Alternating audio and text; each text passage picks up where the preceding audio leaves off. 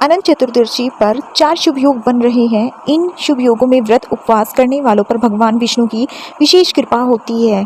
अनंत चतुर्दशी पर इस बार सिंह राशि में सूर्य, केतु और बुध ग्रह की युति बन रही है, जिसे बुधादित्य राजयोग और त्रिग्रह योग। भाद्रपद माह के शुक्ल पक्ष की चतुर्दशी तिथि को अनंत चतुर्दशी कहा जाता है। इस दिन अनंत चौदस के नाम से भी जानते हैं।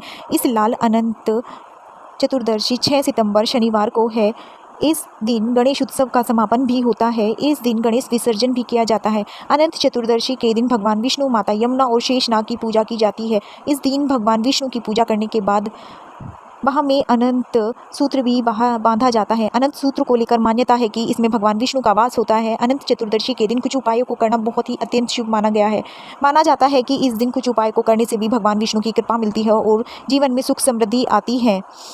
अनंत चतुर्दशी के दिन सूर्योदय से पहले उठकर स्नान आदि करके स्वच्छ वस्त्र धारण करें। भगवान विष्णु की विधिवत पूजा करें। भगवान विष्णु के सामने घी का दीपक जलाएं। ओम अनंताय नमः मंत्र का 108 बार जाप करें। मान्यता है कि ऐसा करने से सकारात्मकता ऊर्जा का संचार होता है और जीवन में सुख समृद्धि आती है।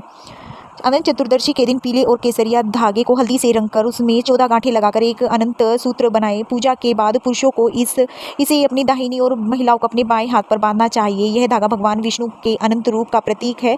मान्यता है कि इस दिन अनंत सूत्र बांधने से दरिद्रता और दुर्भाग्य दूर होता है और आर्थिक संपन्नता आती है।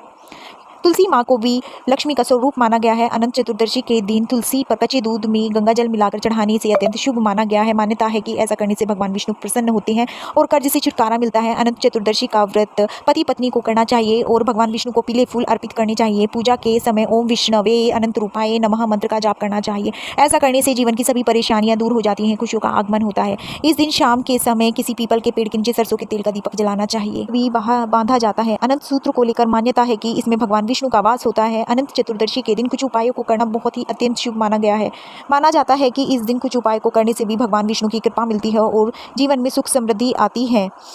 अनंत चतुर्दशी के दिन सूर्योदय से पहले उठकर स्नान आदि करके स्वच्छ वस्त्र धारण करें। भगवान विष्णु की विधिवत पूजा करें। भगवान विष्णु के सामने घी का दीपक जलाएं। ओम अनंताय नमः मंत्र का 108 बार जाप करें। मान्यता है कि ऐसा करने से सकारात्मकता ऊर्जा का संचार होता है और जीवन में सुख समृद्धि आती है।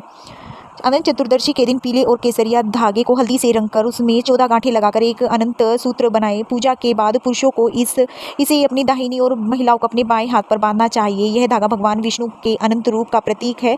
मान्यता है कि इस दिन अनंत सूत्र बांधने से दरिद्रता और दुर्भाग्य दूर होता है और आर्थिक संपन्नता आती है।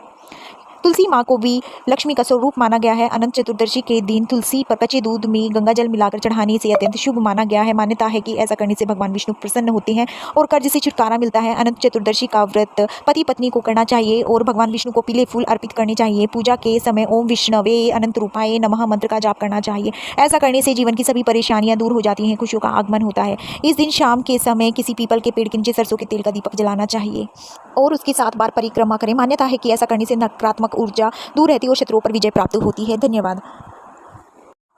अगर आप मेरे YouTube चैनल पर नए हैं तो लाइक और सब्सक्राइब करें और बेल आइकन को प्रेस करें।